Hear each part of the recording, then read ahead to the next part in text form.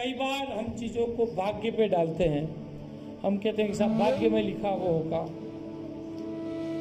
भाग्य में जो चाहेगा वो होगा। ऐसा नहीं है।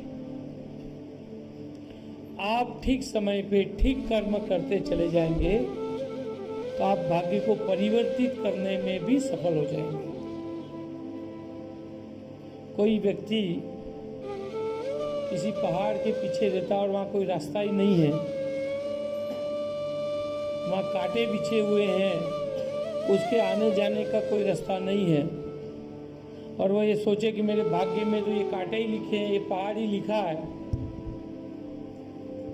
तो क्या उसके जीवन में कभी सुख आएगा?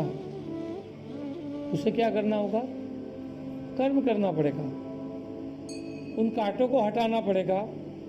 उस पहाड़ को खोद करके सड़क भी बनानी पड़ सकती है, सड़क बनाएगा तो पार करके वापस जा सकता है। तो वही भाग्य है। एक समय कांटे थे, पहाड़ था, सड़क नहीं थी। एक समय आया, कर्म किया तो सड़क बन गई, कांटे भी हट गए और वो सुगम रास्ता हो गया। तो क्या है? कर्म का फल है कि भाग्य का फल है? कर्म का फल। तो भाग्य कौन बनाता है? हमारा कर्म बनाता है। हम जैसे कर्म करेंगे वैसा भाग्य बनता चलेगा। और कर्म क्या है? हमें समय पे करना चाहिए। जब समय निकल जाए उसके बाद यदि हम कर्म करने जाएंगे तो उसका फल हमें मिलेगा। यदि आपके पास अभी एग्जाम से पहले, एग्जाम आने का समय है, परीक्षा आने का समय बाकी है, और आज से आप पढ़ाई करेंगे, परीक्षा की तैयारी करेंगे, तो क्या होगा? समय पे आपने कर्म कर दिया तो फल क्या मिलेगा?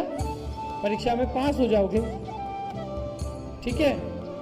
और यदि आप कर्म समय के बाद करो, परीक्षा हो जाए उसके बाद आप पढ़ना स्टार्ट करो, तो क्या होगा? परीक्षा का फल मिलेगा, फेल हो जाओगे। तो क्या हुआ? फेल हो गए तो क्या हो गया? भाग्य में लिखा इसलिए फेल हो गए कि तुमने पढ़ाई नहीं की इसलिए फेल हो गए? किस लिए फेल हुए बताओ?